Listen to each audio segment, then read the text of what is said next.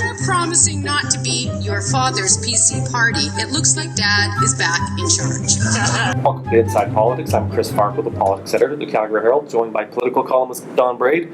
Don, the Ledge was back in session last week. We saw a new premier make his first appearance. We saw one of the new opposition leaders make her first appearance in that role.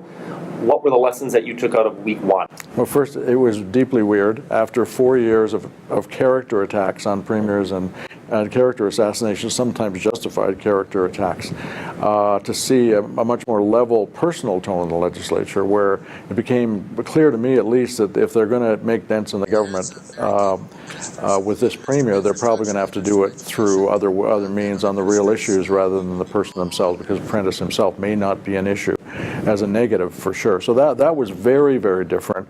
You had some interesting new dynamics with Wildrose trying to find its feet and Rachel Notley there too. The opposition, lost the by-elections, but they came back, I thought, with a couple of key issues on policy, and I thought they scored well in week one. One was talking about low oil prices. That was one of the big themes. And what will this government do if we're stuck on $75 oil? And they basically got the premier to admit that they may have to look at revenue increases, maybe even income tax increases. Separately, I thought they launched a pretty effective attack on Education Minister Gordon Dirks for approving portable schools for a school in his riding when 5 other schools were higher up on a priority list for the public school board in Calgary. So I thought they actually did score some points despite the fact that maybe they had lost a little momentum. Yeah, the revenue thing, of course, the premier himself started floating that in Banff last weekend, so it was no surprise that he said that. He actually said more about it at a news conference after than he did in the legislature and really quite confirmed it. But yeah, the opposition is, they'll find their way. There's a huge number of problems waiting for this premier and this government out there. Right. For instance, this week he's talking to the municipal politicians, and they got quite upset because of lack of funding for rural roads and schools, even though he just said $160 million more for seniors complexes. There's going to be a lot of that.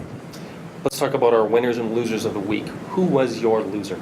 My loser, I had to regret to say, was Danielle Smith. I thought she looked a little shaky in the House for the first time in a long while.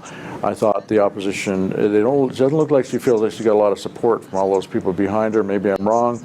On the other hand, they've still got a pretty good grip on their issues, and if it's a problem for her now, maybe she can turn it into a big opportunity later. If she can really get a grip on them, get momentum, political momentum, she'll be a winner one week.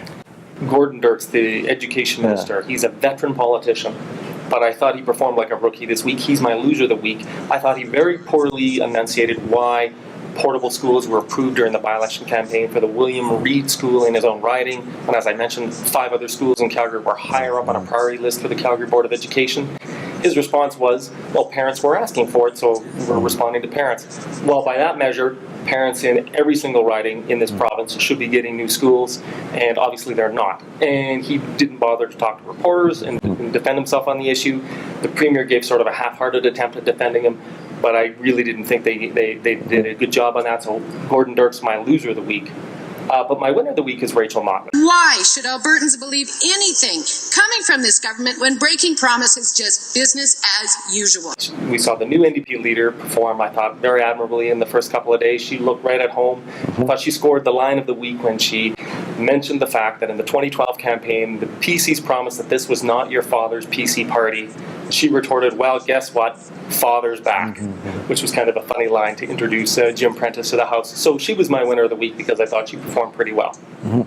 My winner is Del Graff, the children's advocate, who produced a thundering report about the government's lack of action on his recommendations on the deaths of children in care. It's hard to imagine a more serious issue in our province, and the government reacted like it was under old management by saying, oh, he just doesn't understand. So Del Graff, for standing up for kids and kids in care, is my winner. All right, well, week 2 begins Monday. Stay tuned.